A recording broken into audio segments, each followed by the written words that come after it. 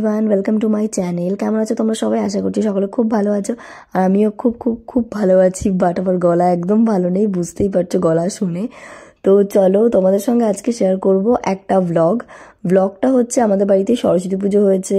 তো সরস্বতী পুজোর প্যান্ডেল কিভাবে করলাম, কি কি দিয়ে করলাম, সবটাই তোমাদের সঙ্গে শেয়ার করব। আর এর সাথেই রয়েছে আমাদের বাড়ির পুজোর ব্লগটাও। তো সবটা একসঙ্গে রয়েছে, বুঝতেই পারছো একটু বড় হতে চলেছে।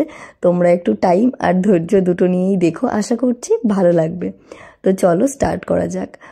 আমরা ডেকোরেশন স্টার্ট করেছিলাম 2 দিন আগে থেকে, আর এই ফ্লাওয়ারগুলো বানাচ্ছিলাম আরও আগে থেকে। বাট 2 দিন আগে থেকে একদম মানে আদা জল খেয়ে লেগে পড়েছি প্যান্ডেল বানাবার জন্য।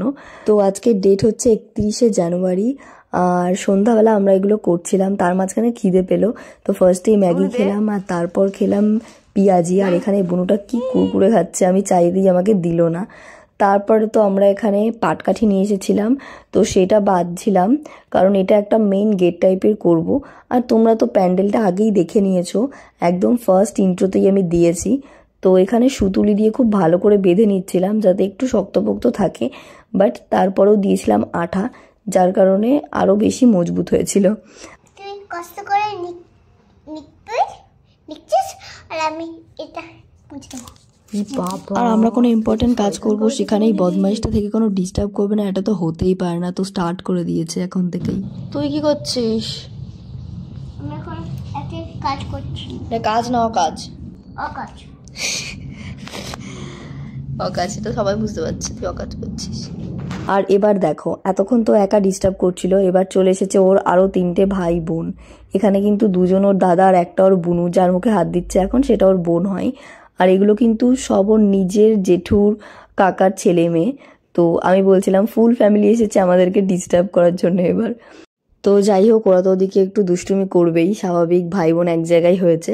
আর তারপরে আমরা আমাদের ভাই বোন মিলে, মানে আমি আমার বোন আর ভাই মিলে শুরু করে দিয়েছি কার্ডবোর্ড কাটা, যেটা ভীষণই ডিফিকাল্ট আমার জন্য। মানে আমার তো ভালোই লাগে না কার্ডবোর্ড কাটতে।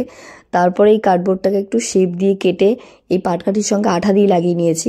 সেদিনের মতো কাজ কমপ্লিট করে রেখে দিয়েছিলাম। পরের দিন সকালবেলা থেকে আবার কাজ স্টার্ট করেছি। আর তার মাঝখানে চলছে আমাদের আইসক্রিম খাওয়া, মানে ঠান্ডায় এই গলার অবস্থা নিয়েও আইসক্রিম খাচ্ছি। ব্যাপারটা হচ্ছে ছোটোবেলায় বলতো কোথাও ব্যথা লাগলে সেখানে মারলেই নাকি ব্যথাটা ঠিক হয়। তো ব্যাপারটা আমি অন্যভাবে নিয়েছি, যেরকম ঠান্ডার ওপর ঠান্ডা পড়লে ঠান্ডা লাগাটা কমবে। তো ঠান্ডা লেগেছে তো কী হয়েছে, আইসক্রিম খেলেই তবেই ঠান্ডাটা কমবে। যাই হোক, এখানে দেখতে পাচ্ছ প্রচুর কামরাঙা, এগুলো আমাদের গাছের কামরাঙা, যেগুলো অনেক হয়েছে। তো এক ব্যাগ ভরে পেরে নিয়ে এসেছে, যেগুলো আমরা মাখা করেছি প্রচুর প্রচুর ঝাল দিয়ে। যদিও আমি ঝাল একদম খেতে পারছি না, কারণ আমার জিভ পুড়ে গেছে। পরপর বিয়ে বাড়ি ছিল, এত কিছুতে মানে কফি চা খাওয়াতে আমার জিভ পুড়ে গেছে। আমার ভাই এখানে পুরো প্রফেশনালদের মতন কামরাঙা মাখাচ্ছে। যদিও আমার ভাই বোন এগুলো ভালোই করতে পারে। তো খুব টেস্টি হয়েছিল এই কামরাঙা মাখাটা, এতটা হয়েছিল যে আমরা খেতে পারিনি সবাই মিলে, বাদ বাকি দিয়ে দিয়েছিলাম। আর আস্ত কামরাঙাগুলোও সবাইকেই দিয়ে দিয়েছিলাম, কারণ 1 থেকে 2 দিন রাখলে এগুলো পেকে যায়, নষ্ট হয়ে যায়। তারপর আমরা স্টার্ট করে দিয়েছি আবারও আমাদের কাজ। তো এখানে কার্ডবোর্ডটা রেডি করলাম। এখানে খুব সিম্পলভাবে এগুলোকে আমরা আটকেছি, পেছনে আঠা দিয়ে একটু ব্যালেন্স করার মতো করে একটু সেলোটেপ লাগিয়ে দিয়েছি, আর রেডি হয়ে গেছে এই যে পুরো ব্যাপারটা। তারপর আমি রং করে নিচ্ছি পাটকাঠিতে, মনে হলো পাটকাঠিতে রং করলে একটু ভালো লাগবে। আর এই ডেকোরেশনটা একটু চেঞ্জ করেছি, মানে ভাবছিলাম অন্যরকম করব, বাট এখন একটু অন্যরকম মাথায় আইডিয়া এসেছে, তো সেই জন্য এটা করছি। আর আমার বোন এখানে আঠা দিয়ে আর কি টিস্যু পেপার লাগিয়ে দিচ্ছে হোয়াইট করার জন্য। আমি ভেবেছিলাম রং করব, বাট রংটা পরে করিনি। আর পাটকাঠির উপর থেকে একটা নেট দেবো হোয়াইট কালারের, তো সেই জন্য আর কি পাটকাঠিটা হোয়াইট করলাম। আর এখানে যে ফ্লাওয়ারগুলো বানিয়েছিলাম খুব সুন্দর সুন্দর, সেইগুলোকে সেট করে করে দেখছিলাম কোথায় কোনটা দিলে মোটামুটি ভালো লাগবে। তো সেই জন্য আগে আঠা না লাগিয়ে সেট করে দেখলাম, তারপর একে একে আঠা দিয়ে সেম জায়গাতে বসিয়ে দিচ্ছিলাম। আর এই গোলাপগুলো দেখো কি সুন্দর হয়েছে অভ্র দেওয়ার পরে, ব্যাপারটা একটু ইউনিক হয়েছে, তাই না? আর এটা দেখে সবাই বলছিল তোরা তো বিয়ের প্যান্ডেল বানিয়ে ফেলেছিস। আর আমি এত বড় সেলিব্রিটি হয়ে গেছি যে আমার বোনও আমার ভিডিও করছে। যাই হোক, এই দেখো নেটটা দেওয়ার পর পুরোই বিয়ের প্যান্ডেল লাগছিল, ঠিকই বলেছে। আর পেছনটা না হোয়াইট দেওয়ালের জন্য নেটটা ফুটছিল না, তাই জন্য আমরা ডিসাইড করলাম পেছনে পর্দা লাগিয়ে দেবো। এমনিতেও জানলাতে পর্দা লাগানো নেই।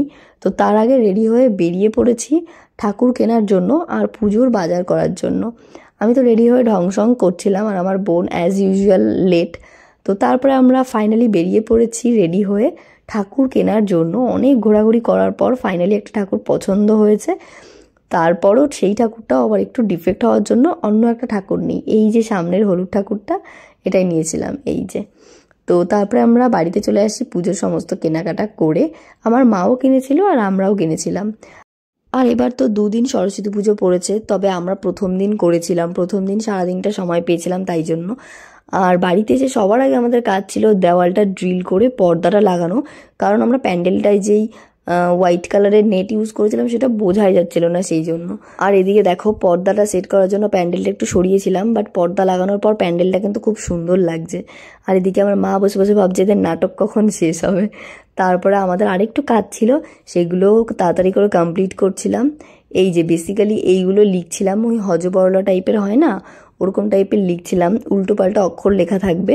তো সেইটাকে আমরা রাত্রে বসে কমপ্লিট করেছি। তো এখন বাজে রাত 3টে, আমরা এখনও এইগুলো কালার করছি, মানে মার্কার দিয়ে এরকম কভার করে দিলেই হয়ে যেত। আমারটা তো হয়ে গেছে, বাট আমার বোনেরটা এখনও হয়নি, সেই জন্য বসে বসে মশার কামড় খাচ্ছিলাম।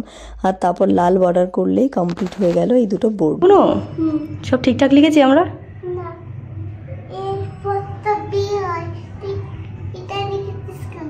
তাই তাহলে কি হবে, আমরা তো ভুলভাল লিখেছি। আমি ম্যামের কাছে মার খাবো? এ বাবা, সব ভুলভাল লিখেছি বুনু, কি হবে রে? তার মানে তো খুব বকা খাবো বল। মার দিলে বলবো রঙ্গবতী লিখে দিয়েছে, তোমার নাম বলে দেবো। এগুলো কে লিখেছে তাহলে? আমরা দুজন লিখেছি তাই না?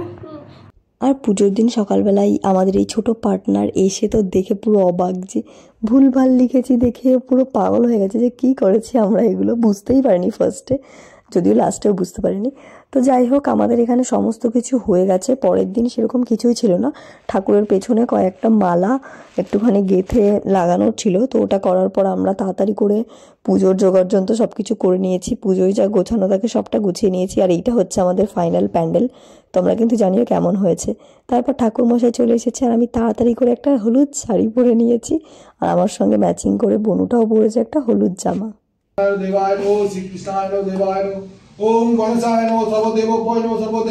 কেউ তাকাবে না ঠাকুরের দিকে, তাই চোখ ঢেকে দিয়েছে।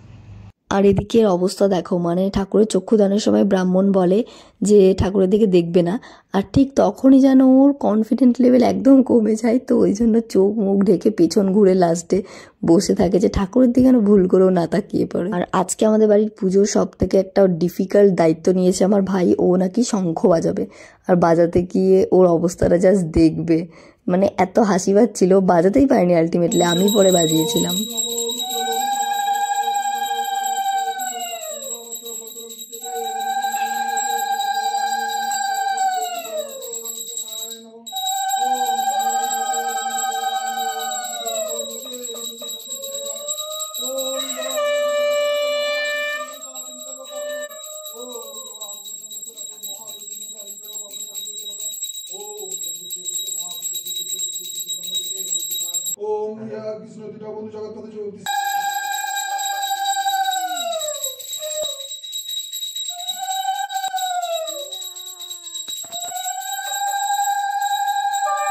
তো আমাদের বাড়ির পুজো হয়ে গেছে, আর প্রথম ব্যাচ অঞ্জলি হয়ে গেছে, এখন সেকেন্ড ব্যাচের অঞ্জলি হচ্ছে, যেখানে রয়েছে আমাদের পুচকু বুনু, কোনো মন্ত্র বলেনি, চুপচাপ তাকিয়ে রয়েছে হাত জোর করে, হাতের মধ্যে ফুল নিয়ে।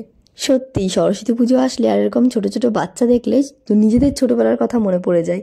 মানে স্কুলে যেতাম, পড়ার ব্যাচে যেতাম অঞ্জলি দিতে, আর বলতে গেলে মন্ত্র তো ঠিকঠাক বলতামই না, আর প্রত্যেক বছরই না টুকিটাকি কিছু খেয়ে নিতাম অঞ্জলির আগে।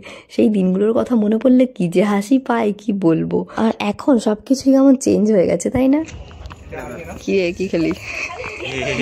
সকালে তো ভাত খেয়ে। তো আমাদের বাড়ির সরস্বতী পুজো তো হয়ে গেছে, এবার আমরা প্রসাদ বানাচ্ছি। আমার বোন তো এখানে সুজি কাটছে, আর আমার মা চালকলা মাখছে, যেটা আমি একদমই পারি না, একবার মাখতে দিয়েছিল, বাপরে বাতাসা মাখতে গিয়ে তো আমার হাতের অবস্থায় খারাপ হয়ে গেছিল।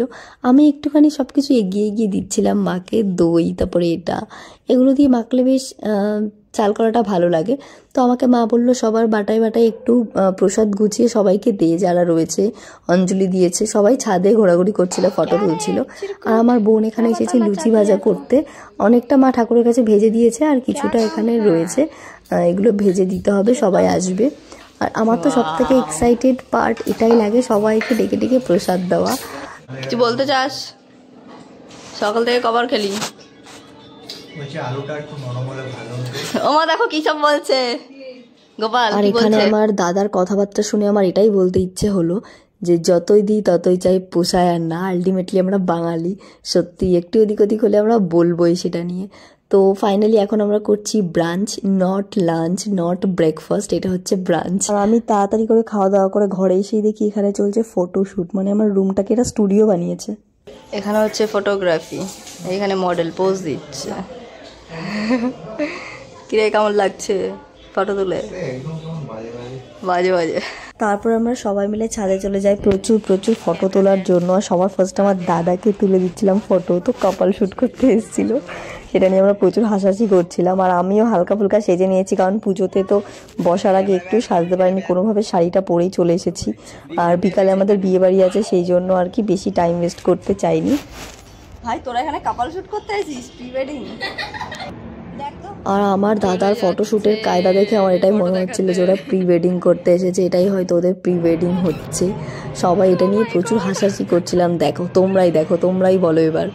তাতে আমার কি, আমার দায়িত্ব ছিল শুধু ওদের কটা ভালো করে ফটো তুলে দেওয়ার জন্য। আর ফটোগুলো সত্যি খুব ভালো হয়েছিল, যদিও কোনো ক্রেডিট দেবে না, যাই হোক।